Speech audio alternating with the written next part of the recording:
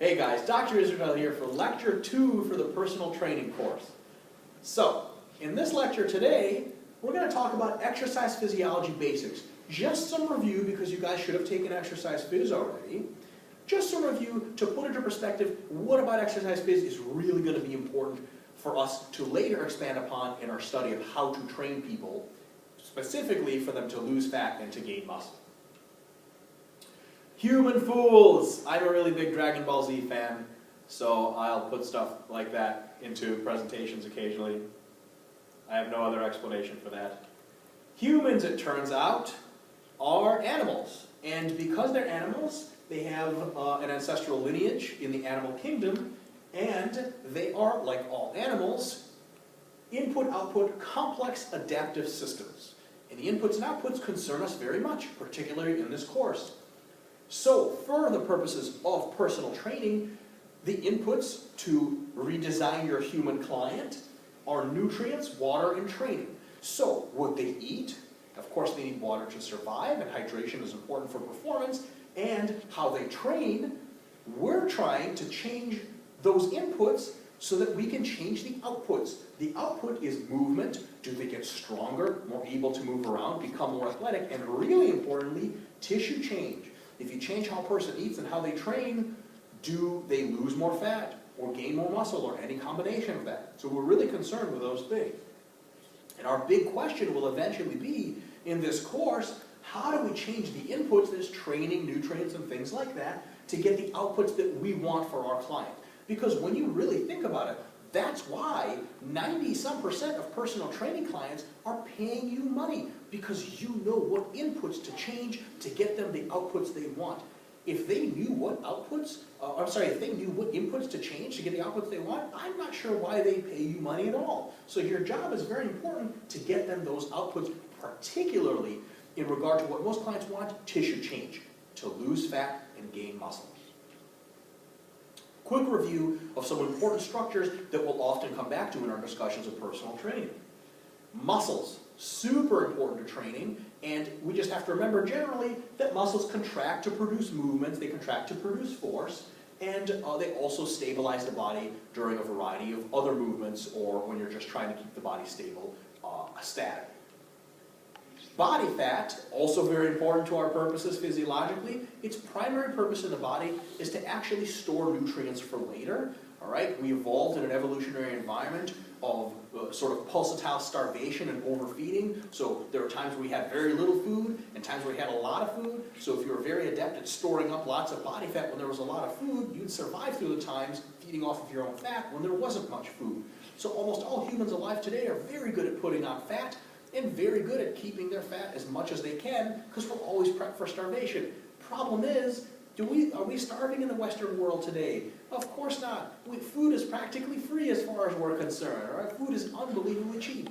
Food is so cheap that the lowest economic quartiles and quintiles of our population actually the most obese. All right? So now we're living in an environment in which body fat is kind of outdated. Our ability to put on body fat is incredible, but now it's just costing us more than it's benefiting us. If we were still in a starvation environment, you had better believe this is a good adaptation. So now, as personal trainers, we have to use not so much tricks, but a little bit more advanced techniques to coax the body into dropping body fat, which is something it doesn't really want to do much. The major organs interest us to some extent. They process food, for example, of the many things they do. They take in air, and of course they process thoughts. That's what your brain is for. We'll be talking a little bit about the nervous system every now and again as it applies to training, and that, of course, is a major organ, which is your brain. Bloodstream and lymph, we're going to be talking about occasionally, especially in reference to getting nutrients and oxygen to all cells and removing waste. It's especially important in actually performing training and with regards to getting nutrients in recovery, adaptation, coming back and hitting it harder, workout after workout after workout. So taking all this into consideration, our big question in the course will eventually be, how do we starve fat essentially, or limit how much nutrient goes to fat while feeding muscle? If we can do that, then what we can do is slowly get fat stores to shrink, and get muscles to expand, depending on the client. Some people don't want bigger muscles, just less fat. I still have yet to meet a client that didn't want to be leaner. If we can learn to do that based on these physiological systems, we're going to be able to provide our clients with the best results, the results they want. Quick review of energy systems. The body has 3 energy systems, if you happen to be a human, of course. So 3 primary energy systems. Here we go. The phosphagen system, system number 1, primarily it's fueled by ATP and creatine phosphate. It produces a high rate of energy for less than about 15 seconds as the predominant energy source. So if a bear is chasing you and you start sprinting as fast as you can, the phosphagen system provides about 15 seconds of energy until it gets really, really tired. It doesn't provide a lot of energy more, then the next system has to take over as the predominant energy source. During weight training, the phosphagen system is really, really important.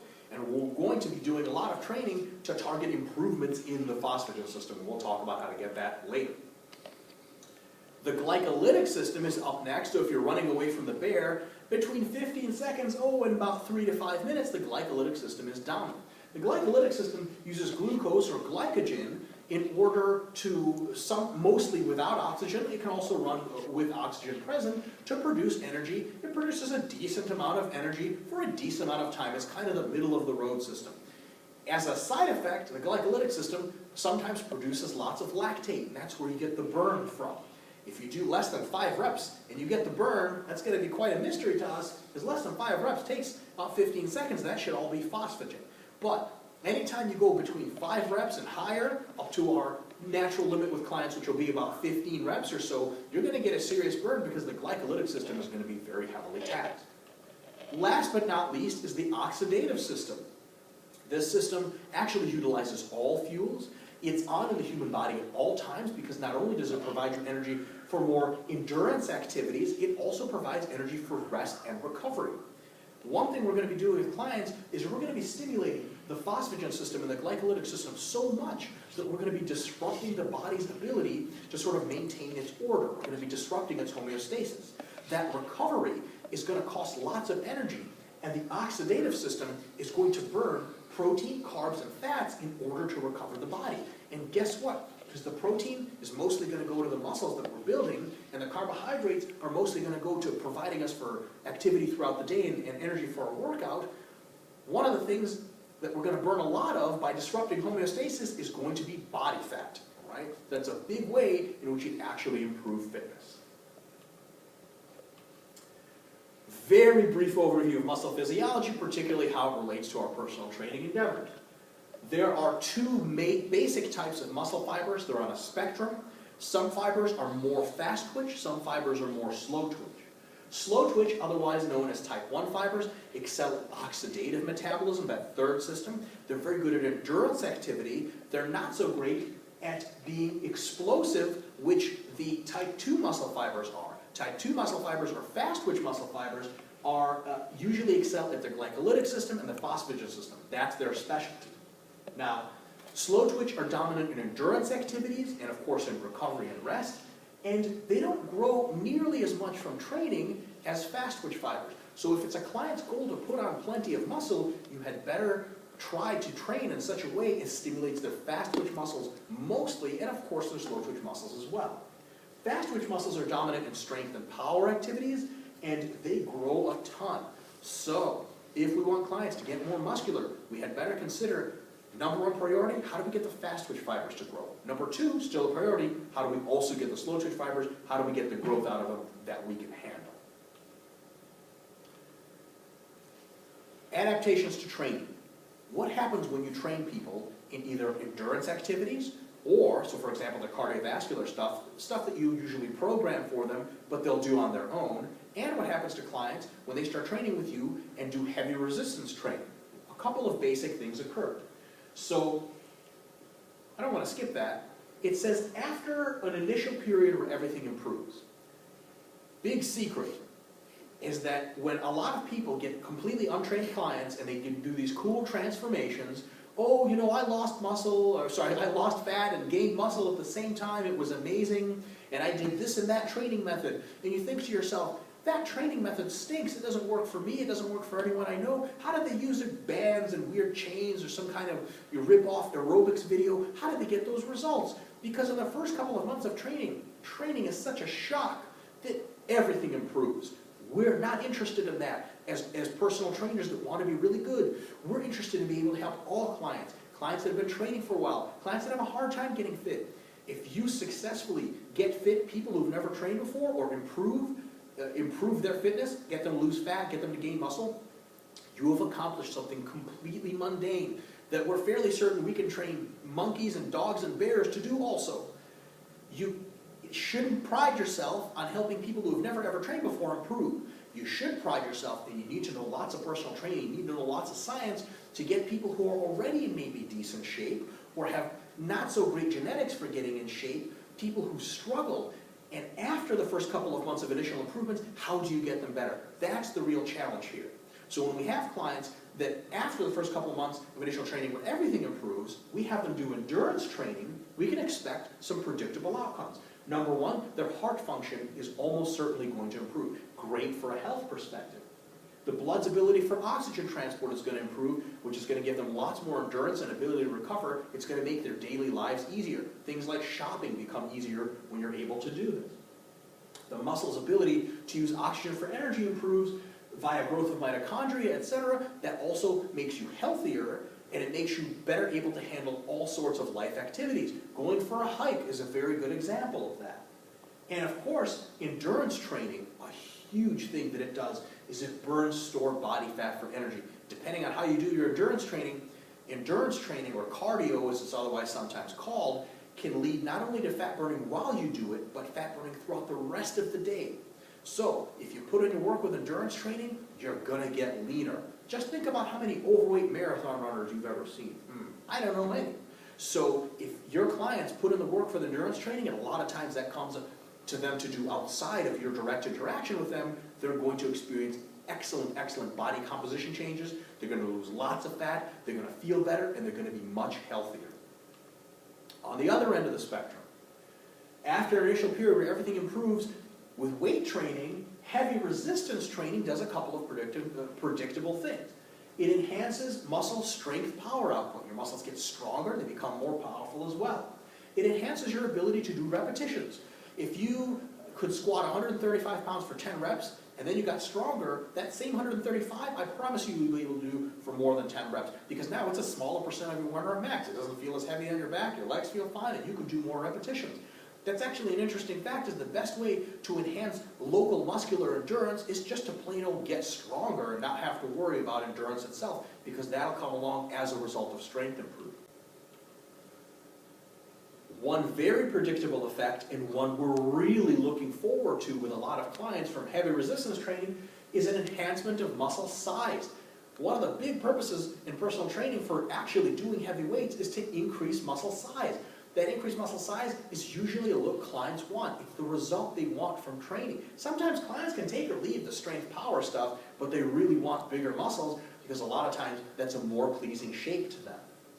Now, in addition to that, heavy resistance training definitely burns body fat for energy.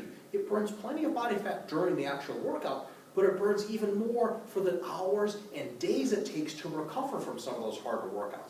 Building muscle is a metabolically very expensive process. So if you start training with weights and you don't eat any more food than usual, yet that weight training is going to cost you calories every single hour, every single day, and you'll actually successfully lose fat without changing your diet. Now, want the best results for your clients, on top of that they'll change their diet, and then everything will get even worlds better. So, a quick note on this. Clients will come to you and they'll give you a list of goals.